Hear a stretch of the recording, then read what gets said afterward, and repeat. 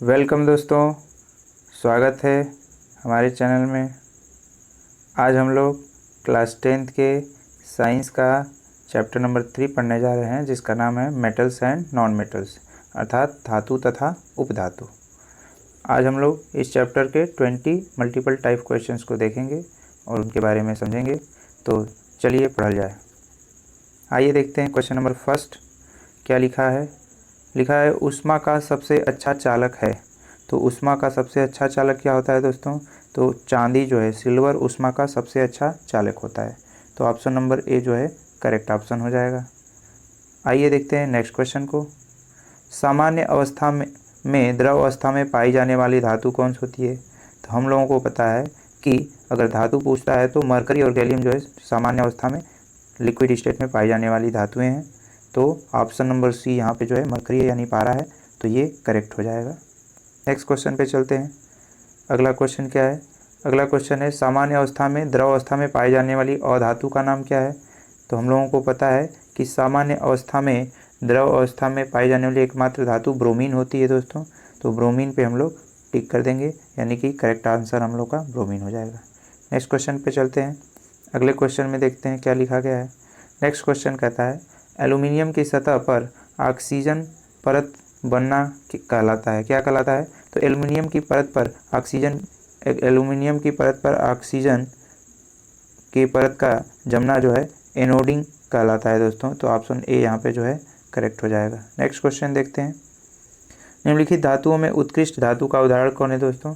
तो हम लोगों को पता है कि जो धातु विद्युत रासायनिक श्रेणी में बहुत सबसे नीचे होती हैं, सब वे बहुत कम क्रियाशील होती हैं, अर्थात उत्कृष्ट धातुएं कहलाती हैं। तो यहाँ पे हम लोग को पता है कि प्लेटिनम विद्युत रासायनिक श्रेणी में बहुत नीचे है, तो ये जो है उत्कृष्ट धातु होती है, ये बहुत कम क्रियाशील होती है। तो आंसर सी जो है करेक्ट हो जाएगा हम लोगों का।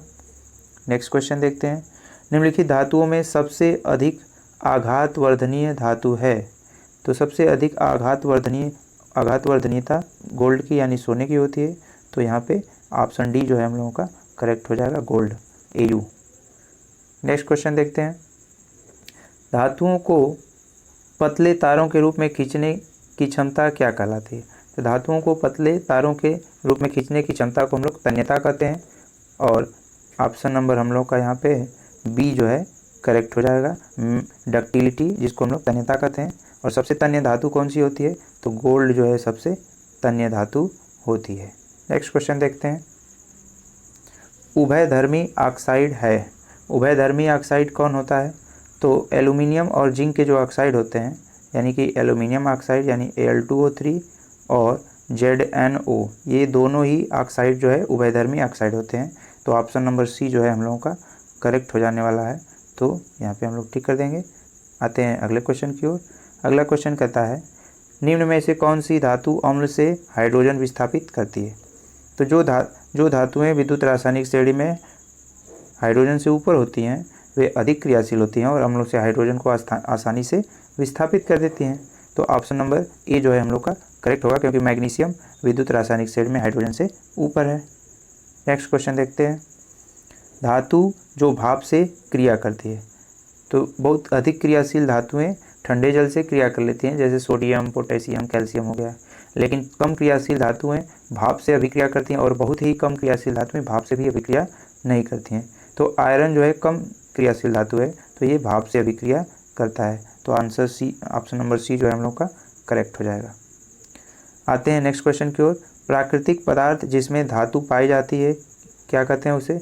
तो उसे हम लोग खनिज कहते हैं। खनिज की परिभाषा होती है कि धातु प्रकृति में जिस रूप में पाए जाते हैं उन्हें खनिज कहा जाता है। तो ऑप्शन बी हम लोग का यहाँ पे करेक्ट ऑप्शन हो जाएगा। नेक्स्ट क्वेश्चन देखते हैं। शुद्ध सोना होता है। शुद्ध सोना कितने कैरेट का होता है दोस्तों? तो शुद्ध सोना जो है 24 कैरेट का होता है। 24 कैरेट का मतलब होता है 100% प्योर गोल्ड। तो ऑप्शन ए जो है यहाँ पे करेक्ट हो जाएगा हम लोगों का। नेक्स्ट क्वेश्चन देखते हैं। मरकरी का अयस्क है। मरकरी का अयस्क का क्या नाम होता है दोस्तों? तो मरकरी के अयस्क का नाम होता है सिने बार, जिसका सूत्र क्या होता है? HgS। HgS जो है मरकरी के अयस्क का सूत्र होता है, और इसका नाम है सिने बार। नेक्स्ट क्वेश्चन देखते हैं। कापर का अयस्क है। कापर के अयस्क का क्या नाम है दोस्तों? तो कापर के कई अयस्क होते हैं, जैसे कापर पायराइट हो गया, क्यूप्राइट हो गया, मैलेकाइट हो गया। तो हमारा यहाँ पे ऑप्शन में मैलेकाइट दिया है, तो ऑप्शन नंबर जो बी है वो हम लोगों का यहाँ पे करेक्ट ऑप्शन हो जाएगा। तो ऑप्शन बी पे हम लोग टिक कर देंगे। आइए देखते हैं नेक्स्ट क्वेश्चन की ओर।